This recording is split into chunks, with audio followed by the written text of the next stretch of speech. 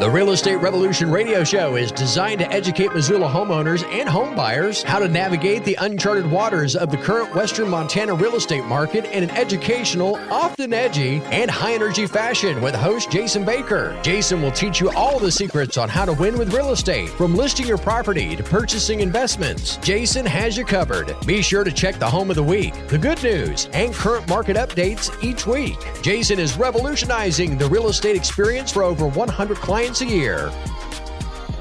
Welcome to Real Estate Revolution Radio with Jason Baker of Rise Realty. Happy Sunday to you, Jason. What are you doing, man? Happy Sunday. I'm excited. It's big game season. Big game season. You know, I mean, it's still archery season, but I'm looking ahead. Season. We drew some antelope permits over in Eastern Montana. We'll be taking advantage of. Rifle season's just around the corner. It's exciting. I've been out at the range practicing with my son, and he's been doing real well. How's hunting season been for you so far? I've got a barn, and I haven't even been able to hit it with one of my arrows yet, the broadside.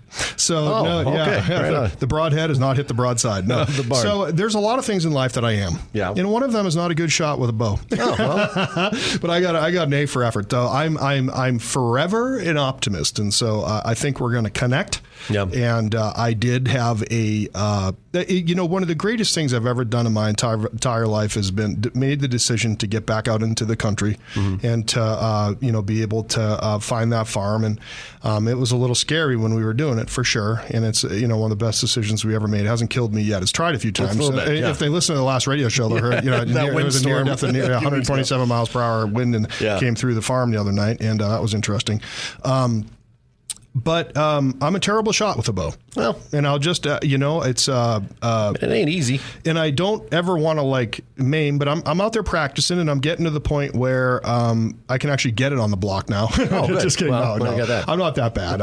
I'm making some, but I did miss, I was out there in one of my blinds that ended up blowing over a couple weeks ago, and I forgot to tell you, but I had the biggest buck that we've had using our place walk on at about 40 yards, and I'm pretty good out to 30. And 40 is a long poke for me. 30 is 40 is definitely a poke. I was sighted in at 40, and I pulled back. I'm like, Lord, he's there. I just want to be, and everyone says, well, be patient, because wasn't anything scaring him.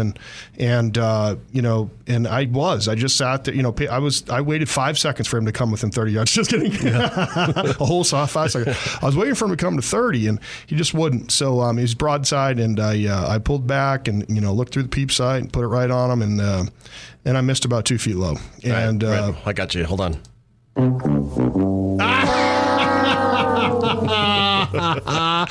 I just wanted to play that for you. You big jerk, you.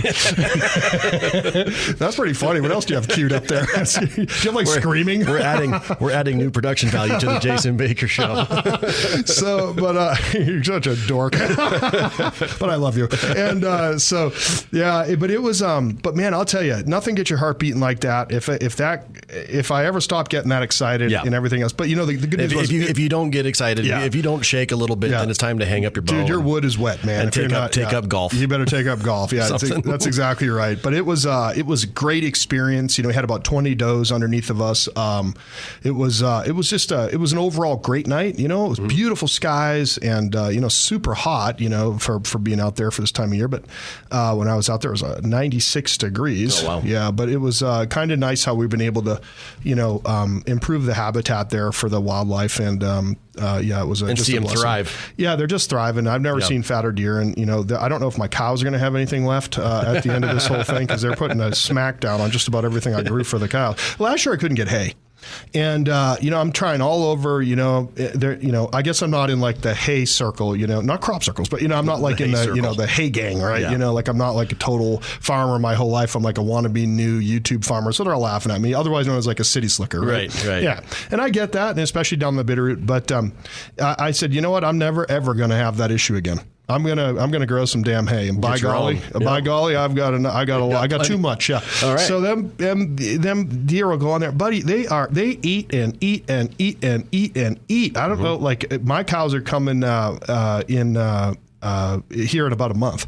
And there'll be some left because we grew 25 acres or so, but it's like jeepers creepers, they're putting the hurt on it. So anyway, okay, well this week, sorry, now we start talking about the real reason why. I'd talk about that for the next 12 weeks. Yeah, we were going to discuss as far as the market goes. Yeah, we were going to talk fear. People are starting to be shaking in their boots. We were just flowing last week, and then I forgot that I brought this PowerPoint that I was looking at, or his PDF printout, and we never did get to it. But I guess that means we had something to say, and we needed to say it. Yeah, I guess we got it out. So we're going to talk about fear. And what prefaced this was, the market is changing, and whether you've heard about that or not, a lot of people's head are in the ether, their head and they're in the sand. They haven't heard it. 6 months ago, the market was the best we've ever had. Now is the second best market we've ever had, and it's we're probably going to go through a leveling cycle, a cooling phase, if you will, a large increase in inventory, much higher interest rates, and overall much less buyers in the market who can afford the house most people are trying to sell. Yeah. Right? Because the prices went up so much, and that was okay at 3%. Well, now they're at 6.5% and supposed to go to 7 or 7.5% is what everybody keeps telling me. I'm trying not to believe it, trying not to be Debbie Downer. But when that does, it's going to make half the people not be able to afford the house at the price they're at now. They just simply cannot afford it. And don't be fooled. There's not that many out-of-staters moving here. Oh, yeah, 90% of our sales are out-of-state. No, it isn't. Population only grew by 10,000 in the last decade. So no. You got to point the finger at somebody. You got to point the finger. It's all their fault. It's all their fault. Yeah, that's right. I'm overweight because of Californians. Yeah. It's all their fault. So they don't even have a California pizza kitchen here, damn it. Yeah, so you bring in an Outburger and then we'll call it even. Yeah, that's right. Yeah, I know.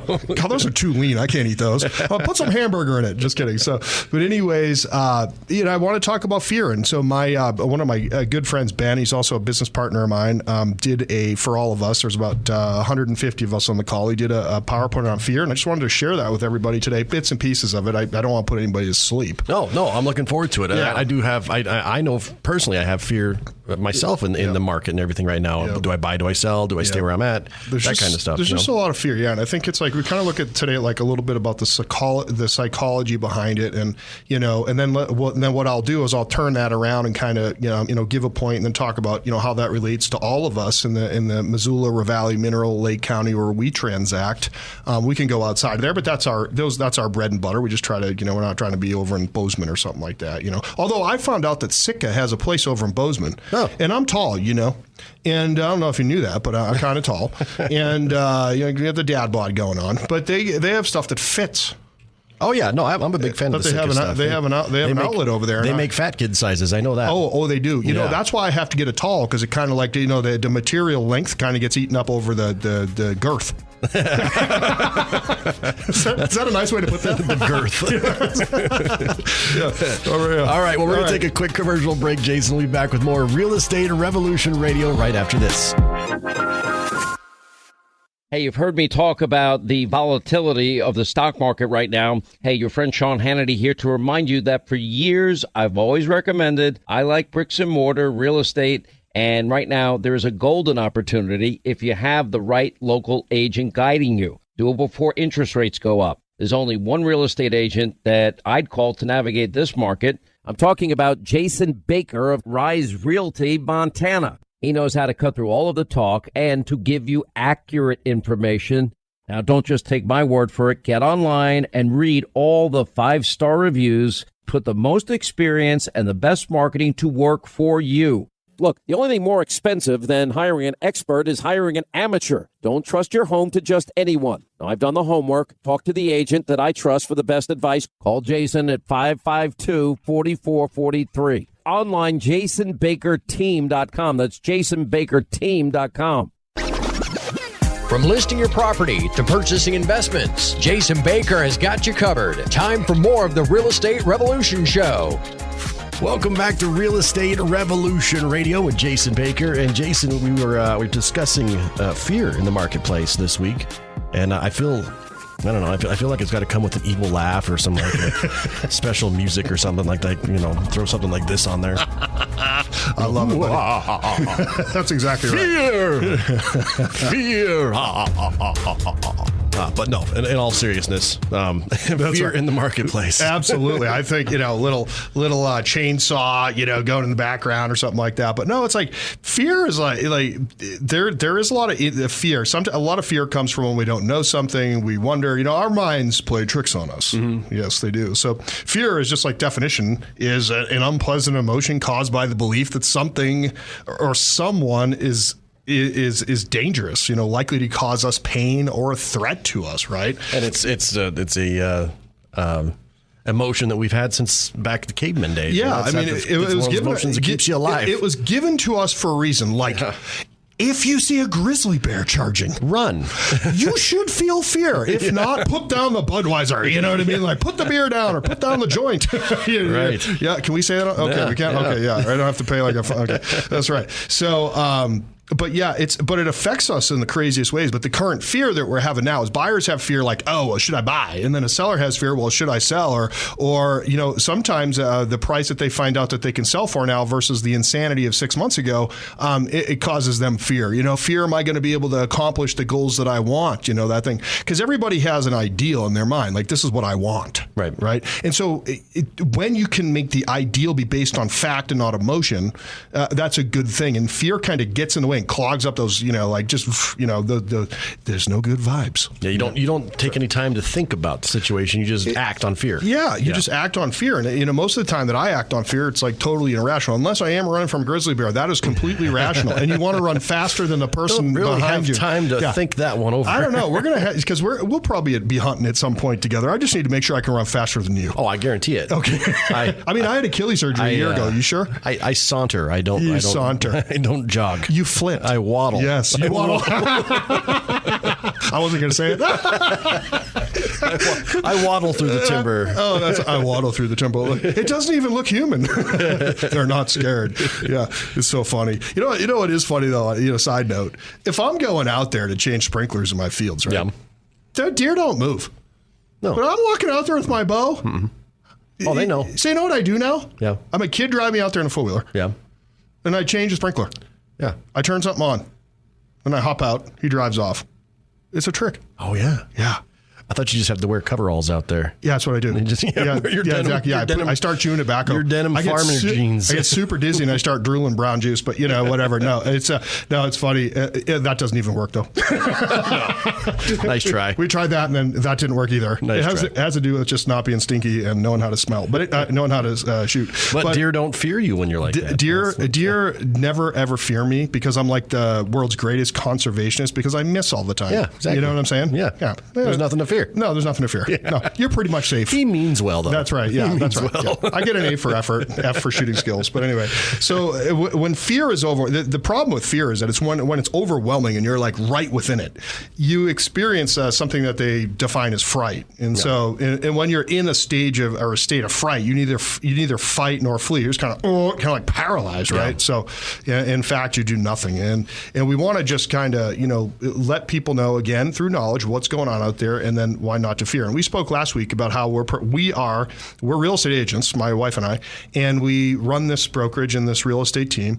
And by the way, we just we are really looking for awesome people to join us on our journey. In our wealth building journey for our families, and I hate to throw in like a shameless plug, but we just onboarded 4 amazing agents to our team, and we're super blessed to have them. And in October, I think the first week of October, we're going to be doing another onboarding, and we'd love to have 2 or 3 people there. So if you know anyone that's considered a career in real estate, that'd be great. At the very minimum, our agents are making take home well over $100,000 in their first full year. Okay, cool. I'm going to go ahead and be there. Yep, that's right. Okay, yep. So so that's September 12th. Yep. No, sign me up. No, that's exactly. Right. Oh, you've had enough and you know it. Just kidding. Yeah. But it's and speaking of success, success is predicated upon our ability to understand and appreciate fear. Like we almost have to. I wouldn't say per se welcome it. I would just kind of say that it has something to do with the process of life. Yeah. There's just certain things that are going to freak us out, right? Mm-hmm. And before we experience success, on a large scale, we need to figure out how to overcome these fears. And so for beginning real estate agents, talking about that, or sellers or buyers, for beginning real estate agents, it's the fear of, do I have to know everything? Yeah.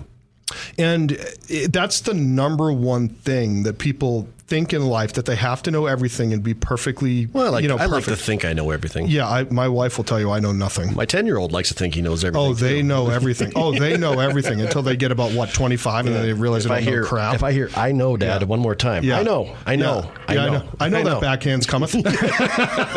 That's right. But it's like... Anytime we got to do something new that we're not used to doing, whether it's a new schedule, a new task, learning a new script in real estate, learning how to call through people that saying, hey, I'm in real estate right now, or, that kind of thing. It's like, it's a little scary because, it's like nobody wants it. Like, you don't walk around and go, hey, yeah. I don't know if you know this, but I'm a real estate agent. I'm a real estate agent. Yes. Check out my fancy boots. Check out my Instagram. Check out my fancy boots. My Instagram, baby. So it's like everyone's like, Jason, if you spend as much time on your real estate Instagram as you do on your hunting Instagram, yeah, maybe you'd gangbusters. You'd do better. My ego would be huge. But anyways, we need to figure out. I like to throw all my failures on social media because nobody ever really does that. Yeah. Hold on, I gotta do it again here for you. Just because you said failure, I just. There you go. I'm looking at a thing over there in your wall that says drop kick Murphy's, and I could, I got long legs, buddy. I could weak over there and kick your knee. He was making fun of my shot that I took at that big buck, and I just completely missed. But anyway, success is predicated upon our ability to understand and appreciate fear. But before we experience success, we need to figure out how to overcome these fears. And fear of failure is just something what we call normal. Yeah, but that's people, part of life. Yeah, I mean, people who are super scared oftentimes turn down great opportunities, and unless they can get a near guarantee of success or eliminate all risk. But there isn't any, dude, driving down Highway 93 is a risk. Yeah. Every day. Every day. I don't have a turn lane into the farm either. It's a real risk. Yeah.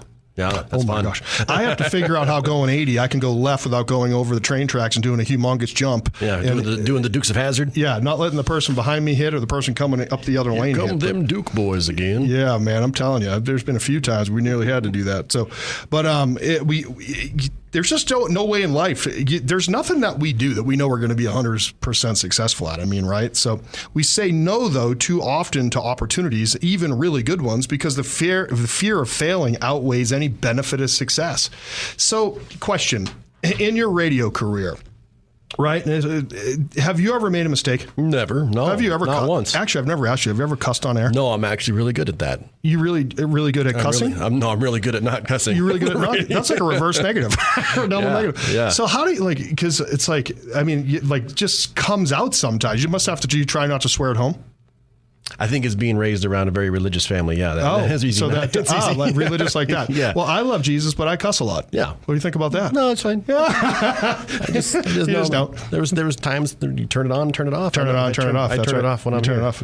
So you learn it. Yeah. Discernment. Yeah. I mean, I don't get me wrong. I was also raised around Army and Marine vets too. So that's right. That's right. So you have the best of both worlds. They use cuss words as commas sometimes. Exactly. Yeah. Well, I mean, it's called emphasis. Right. Yeah. Emphasis. Yeah. So we resist change because once we learn or master something, we cling to it out of fear we might fail with trying new or different things. We create a comfort zone. So we may get to a different level of success, and then we create a comfort zone there. It's wherever we go, we start to build a moat around where we're at because it's so difficult. Imagine if like every day you're like, okay, I'm here now, I need to be here. I'm here, I need to be here. I'm here, I need to be here. I mean, it can get tiresome.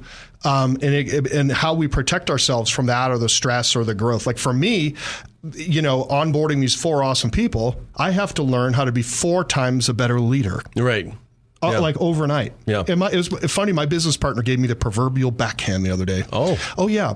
I'll tell you about it. And so he didn't really punch me, though there's times he'd like to, that's for sure. If you're ever my business partner, there's a time where you'll want to punch me, so you know. But proverbial backhand. The proverbial backhand, he goes, Jason. I said, yes. He goes, why are you not telling more people about the opportunity that they have at Rise Real Estate on your team, the amount of leads that you have and the amount of the admin that handle all the work and the systems and the constant training that you do. Why have you not told more people about that? You have a mental block. and I said, I'm like, God, you're such a, yeah. And, I would like to know what the fine is for swearing because I might just want to let one go. Just kidding. Okay, so but bring the fact your checkbook. Bring your checkbook. Yeah, no, I won't. It's one of those things where I was like, he's right, and he goes, tell me why. And sometimes a leader just really, he's a great leader, by the way. His name's Ben Kinney. But he told me, he said, Jason, you got to figure out why. So he made me think about it. It was driving me crazy for 3 days. I was thinking about it. And it was, I don't like chaos. Right. Yeah. Yeah. Like being orderly. Yeah. I'm definitely not that orderly. Like you see my room, but what I mean is like getting out of my routine. Oh yeah. Yeah. Right. Yeah. So this is exactly what we're talking about. Routine. I had the fear. Yeah. Yeah. I had the fear that either I wouldn't be a good enough leader, or I had a fear that, I'm gonna have to do all these other things. And you know what I realized? Total crap. This is a total crap thought because they've started a few weeks ago. And most of the stuff, we have such good systems, and they can always be improved. There's no doubt. Believe me, I'm clearly you don't have to be a rocket scientist to do this. But the fact of the matter is that most of the stuff, talented people will just do this stuff. Mm-hmm.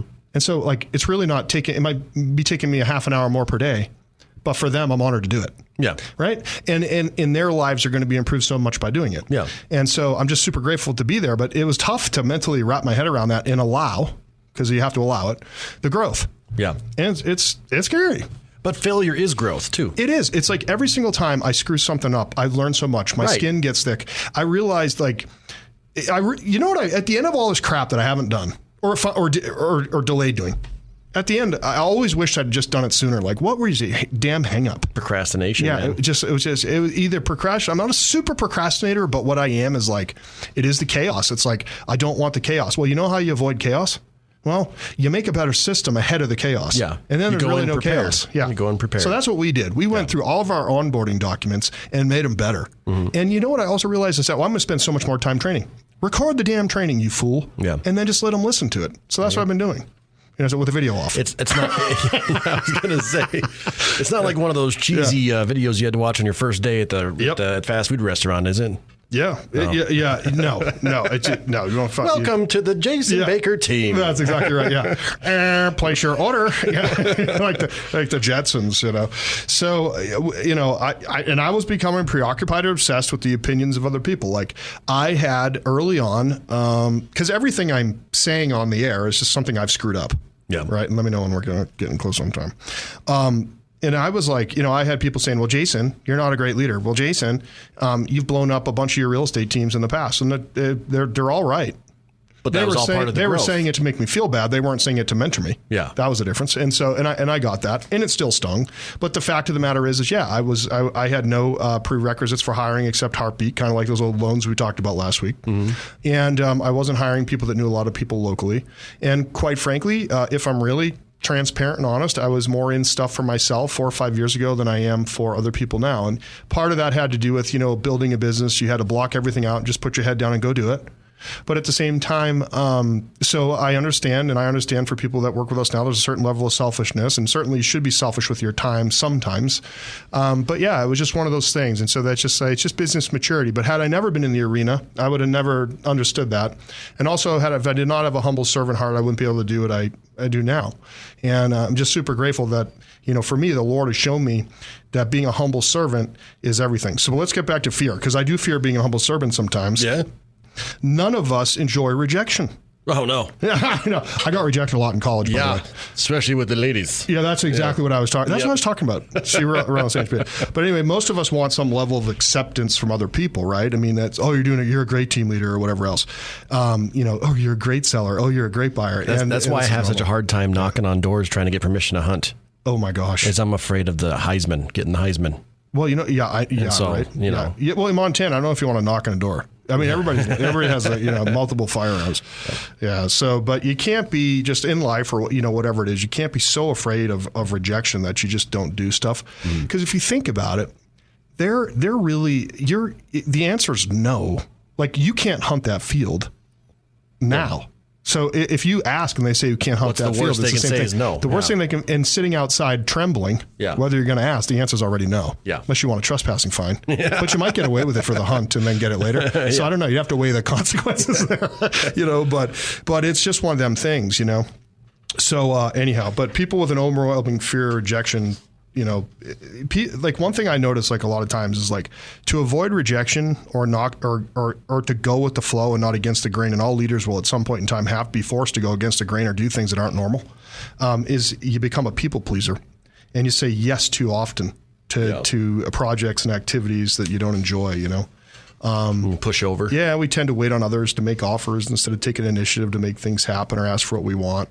And neglecting the opportunities, it's like we oftentimes I never want to look back on my life, and this is kind of super cliche, but like I don't ever want to look back on my life and say, well, I didn't do that because I was super scared or whatever else. Yeah. But I fall into for sure, I fall into the same bucket. Like, and for me, it was like the chaos of leadership. It was just like taking a look at that. It was weird. Yeah. Yeah. Like, what was I waiting for? Like, how wimpy. But it's like, it brings anxiety, man. I mean, anytime something changes. So, right. Yeah. The slide in this PowerPoint that really, it crushed me was the following. Ben goes on to say, stop defining failure as the opposite of success. Ugh. Right. Instead, define failure as the opposite of trying. And that, for me, that was a gut punch. Right. Yeah. I mean, that was probably the most important thing I've heard, in the last year. Define success as the opposite of trying. So remember, he goes, Jason, you can always be my partner, unless I do something super unethical, right? I'm just saying, like, which I don't. But the thing is, it's like, you can always be my partner if you never quit. Right. The market could get horrible. Life could get just keep pushing. Keep going. Yep. Always onward. Yeah. Right. And that was like we all need to hear this. Sellers need to hear this. Buyers need to hear this. We in the world, post COVID need to hear this. What are they going to come out before this next election with? What are we going to get hit with? Ain't no can't, ain't no quit. That's right. Absolutely. So remember, you can be afraid to fail, but you can't achieve success if you're afraid to try. So you have to get in the arena. And if failure is 110% part of growth of life. I mean, of success, you have to fail. Like nobody ever goes from point A to point B. You'd like to think so. That's what you see on social media. I do point A to point B and every letter in between. Oh yeah. Oh, I get decimals. I got like 1-A-B-C. Like I mean, my middle name is Zigzag. There's an awesome book called Psycho-Cybernetics that talks about the zigzag getting into your goal and how you self-adjust. It's fascinating. But I think if I can leave people before we get into the house of the week. Don't define, just understand failure is part of the process. Forgive yourself, move on, but more importantly, learn from that. Mm-hmm. Gosh, how did this turn into a damn lecture? It's good. It's some Tony Robbins stuff right here, man. Oh, gosh. It's crazy. This thing wrecked me. Gosh, every week Ben just sends me something, makes me think. He's just a great leader. It's what he's designed to do. But I could have done two things with this. Nothing. Or something. Yeah. And so what I can do is share this with the people I love, my audience and my team. Well, and when it comes to the real estate market and everything right now, and we tie in, the talk we had on fear is don't be afraid to take that step. Yeah. If you do need to step up into a bigger home or you do need to sell, don't be afraid. Nope. Just as I say, pull the trigger. We want you, instead of Home of the Week this week, what we're going to do is we're just going to, jasonbakerteam.com, scroll to the bottom and you can see all the homes of the week there. Okay. That's all of our active listings. Make sure it says active. But the number one advice I want to leave people with, our listeners, our awesome listeners, and thank you for listening, and those of you that are snoring, wake up. Yeah. Okay. Is track your equity. Yeah. Understand what it means for you. You can use your equity as leverage. You don't have to sell your house to do that. Don't let it just sit there. It's not doing anything for you. Nothing. Use your equity to create wealth in some manner. But the number one way you start that, and I'm not talking about dumb stuff, okay? But the number one way you can start that is to understand what your equity is. How you can do that is to get a neighborhood report. Yeah. How you get your neighborhood report is you go to our website, okay? Now, here's the thing. Am I going to get your name and phone number? Yep. If you just put your address in there and then disappear off the form, can I help you? No. But I won't bite you. Yeah. I won't harass you. Now, you're going to get a robot text when you do it. Just fair warning, it isn't me, especially if it's at 2 a.m. because I go to bed at 11:30. Right. And it's going to say, hi, this is Jason with. Well, my robot's name is Jason, just fair warning. Okay. Jason. And he works 24/7. Jason Baker. Yeah. And then you're going to get an email. And then you can just hit stop. And then it stops. And then from there, what I'll do, if you put a little note in the email that you get that said, Jason, I would just love to know how much equity I have. You'll get a call. Then let me do it for you. Yeah. Doesn't cost a dang thing. And then you'll know how much equity you have. And what I'll do even further than that on a weekly basis is everything that comes active, comes pending, or comes sold in your neighborhood, I'll send it to you. And I don't want anything. Just take it. Yeah. have it. Use that. And that's it. And then you can plan. And then when you get super rich, you can adopt me. Yeah. There's a special tool, once again, at jasonbakerteam.com. Yeah, just click on Get Your Value. Get Your Value. That's good. I want to talk more about how to use your equity to make wealth. It'd be a great show. Next week. Can we do that? Yeah, we can talk about that next week. Well, if you missed any of this show or any of our previous shows, I highly recommend you check out newstalkkgvo.com. You can listen to all the Jason Baker Real Estate Revolution radio shows on demand. On demand. The future is now. All right. As always, Jason, thank you so much for joining us this Sunday. We'll see you next week. Yeah, buddy.